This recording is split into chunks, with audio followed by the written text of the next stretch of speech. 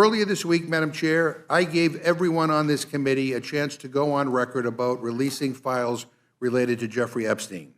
It was an up or down, yea or nay vote on a very simple amendment that says the Department of Justice must preserve and release all the files. That's it.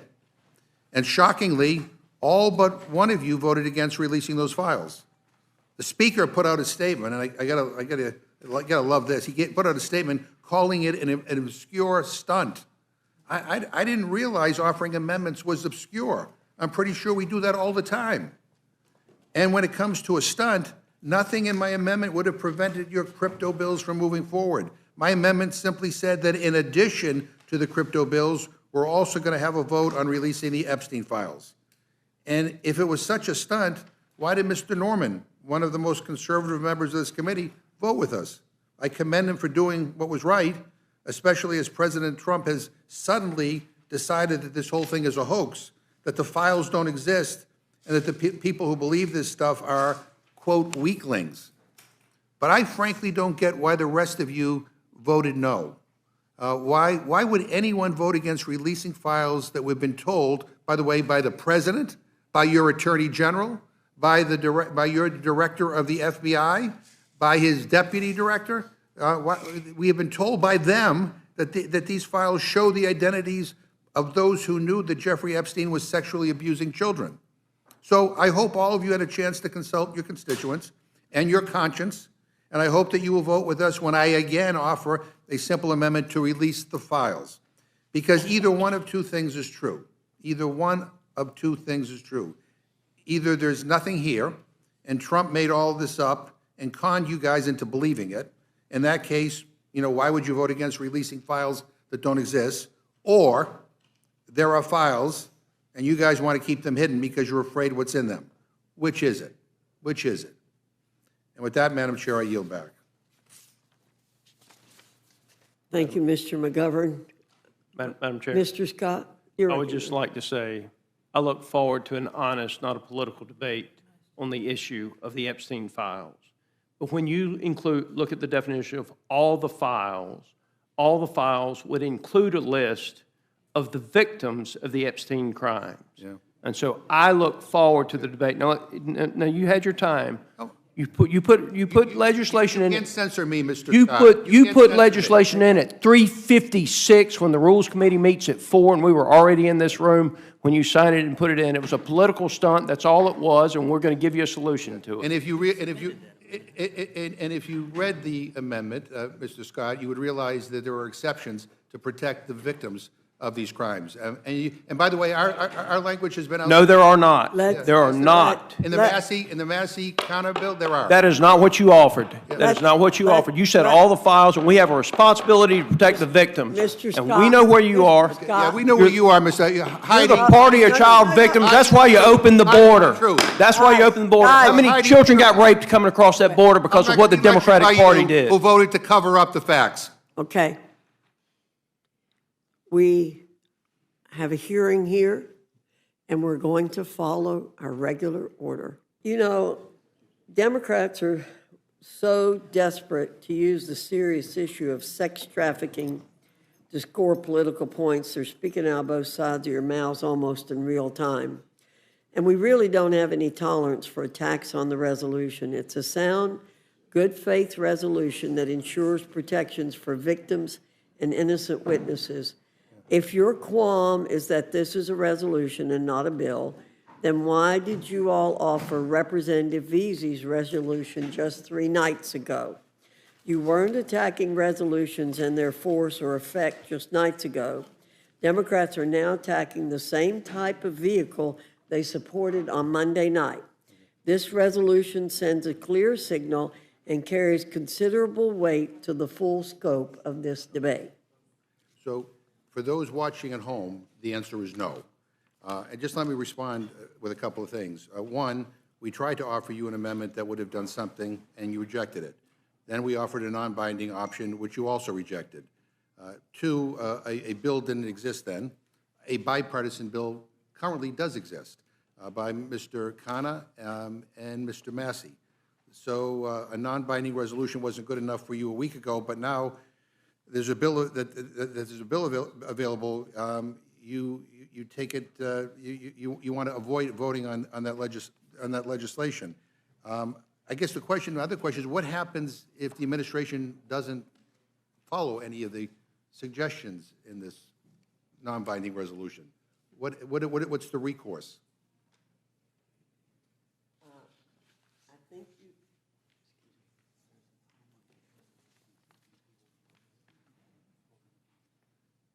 there's a time limit on the resolution, and if the administration does not adhere to that time limit, then we will deal with the issue at that time. So in other words, nothing. But let me ask another question. Since this can't be brought up for debate tomorrow, or tonight, what day next week will this be on the floor? Well, that will be announced. When? And the majority leader will make that announcement. So can you guarantee us and to everybody watching that this will absolutely be brought up on the floor next week?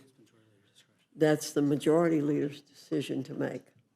Yeah. I mean, millions of people are focused on this issue, and millions of people are angry that there's been inaction, and so we have a non-binding resolution that doesn't have the force of law, and we can't get a guarantee or even a guesstimate as to when this might be brought up. And furthermore, we can debate the rule on this non-binding resolution, but that's it. There's no debate like we have on most bills where people can get up and discuss the pros and cons and what this bill means. I got to tell you, I don't think. I get it. I mean, this is a loophole. This is cover, and I get it.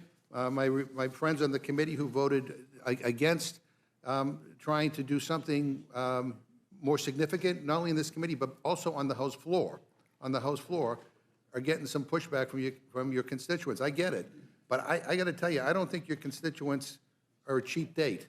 I think they will see this for what it is. But Madam Chair, in a moment, I'm going to offer an amendment to the rule which will strike the brand-new non-binding resolution on Epstein and instead provide for immediate consideration of H.R. 4405, the Bipartisan Epstein Files Transparency Act, introduced by Representatives Khanna and Massey. I've been listening to what people have to say about releasing the Epstein files, and I'm sure you have as well. People don't want more empty promises of future action. They've seen this movie before. They know how it ends. They want direct, decisive action by Congress, and they want it now. So let me explain this to people at home. This resolution they are offering is a cover vote, and I'll be surprised if they even bring it to the floor. It's Republicans pretending to do something because they're feeling heat at home. The bipartisan bill that we are offering, H.R. 4405, isn't another empty promise. Like your resolution, which again, your leadership may never even bring to the floor, and I'm surprised that you're coming to the Rules Committee without a date certain when this is coming up. But what we're doing with the Khanna-Massey bill is not kicking the can down the road. It is a bipartisan bill that would direct the Attorney General to release the Epstein files within 30 days. It details exactly which records to release and ensures nothing is hidden to protect people in power while protecting the privacy of the victims.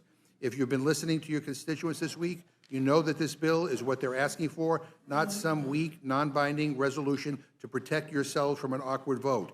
So a vote for my amendment is a vote to bring a bipartisan bill to the floor that would actually release the Epstein files and not the glorified press release that you are proposing today. A vote against my amendment is a vote to give Republican members a fig leaf so they can move on from this issue like President Trump asked them to do. Now, we may hear arguments from Republicans that this amendment isn't technically germane, and I can understand why you'll try to hide behind germaneness because you don't want to take this vote.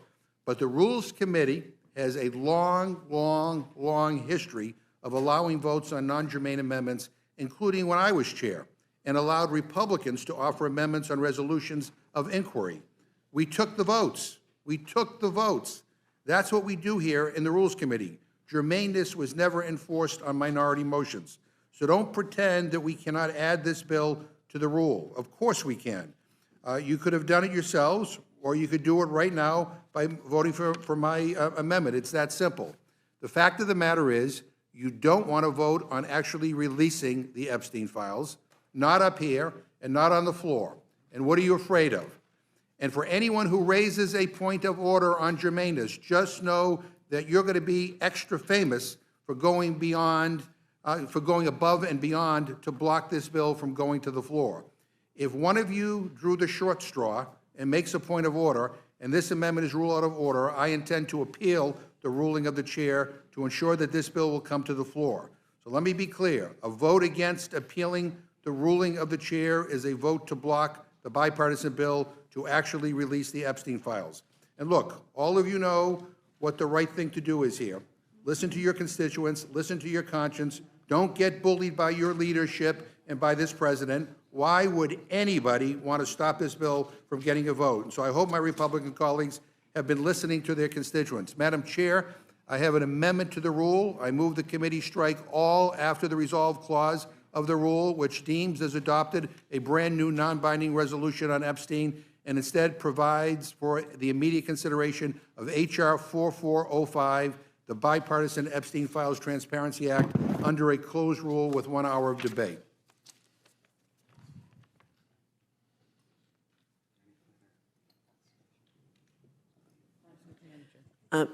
Mr. McGovern, again, you're trying to characterize how we vote and why we vote, but it's very interesting to see you suddenly express interest in Jeffrey Epstein's crimes, given that President Biden had 4 years to take meaningful action and did nothing. Unfortunately, our colleagues tried to weaponize this discussion earlier this week as an attempt to derail the passage of the most significant crypto legislation in history. The amendments offered earlier this week were significantly lacking in protections for victims, whistleblowers, and innocent witnesses. I support this resolution, which we've introduced tonight, which requires the release of credible information, protects whistleblowers and victims of sexual abuse, and finally allows the whole world to review the full details of everyone involved in the heinous acts connected to Jeffrey Epstein. It's clear this resolution is entirely necessary, and it's a good faith effort that's rooted in accountability in the right ways and for the right reasons, unlike the prank Democrats pulled earlier this week.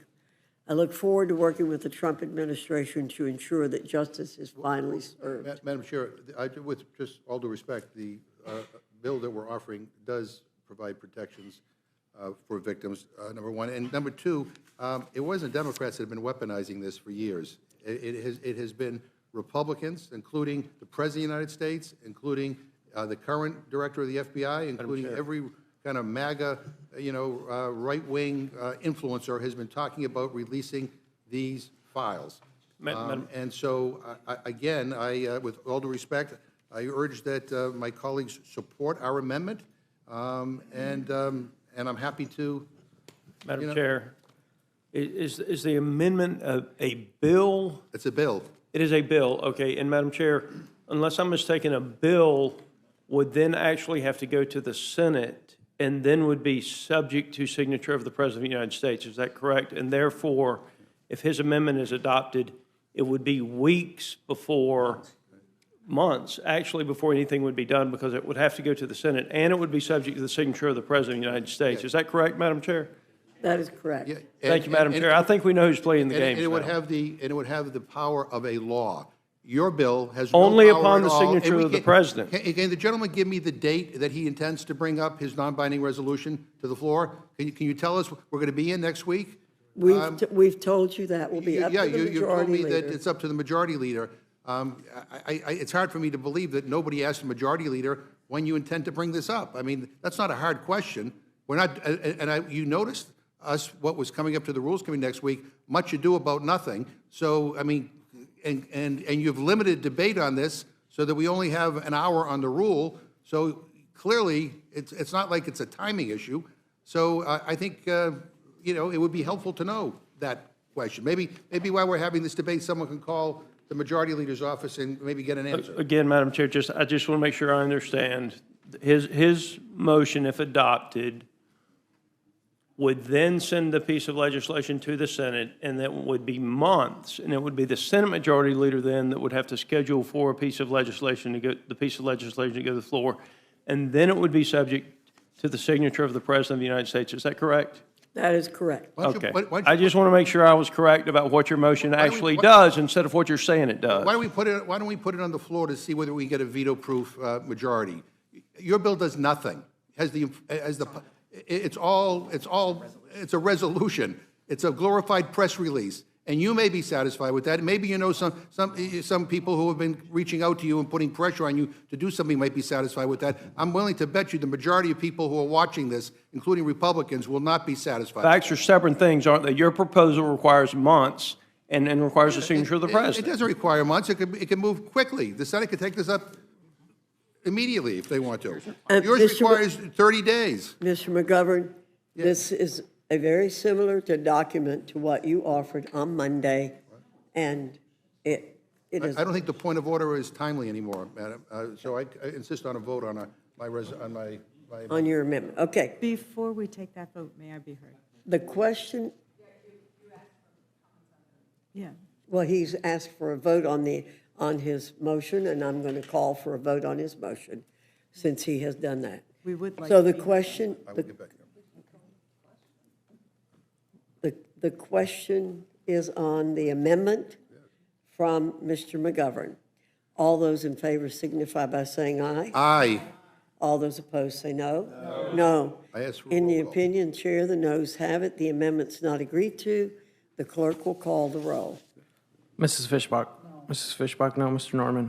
Mr. Norman, no. Mr. Roy. Mr. Roy, no. Mrs. Houchin. Mrs. Houchin, no. Mr. Langworthy. Mr. Langworthy, no. Mr. Scott. Mr. Scott, no. Mr. Griffith. Mr. Griffith, no. Mr. Jack. Mr. Jack, no. Mr. McGovern. Aye. Mr. McGovern, aye. Ms. Scanlon. Ms. Scanlon, aye. Mr. Neguse. Mr. Neguse, aye. Ms. Ledger Fernandez. Ms. Ledger Fernandez, aye. Madam Chair. No. Madam Chair, no. The clerk will report the total. 4 yeas, 9 nays. The noes have it. The amendment is not agreed to. Madam Chair, I have another amendment to the rule. I move the committee add a new section to the rule providing for immediate consideration of H.R. 4405, the bipartisan Epstein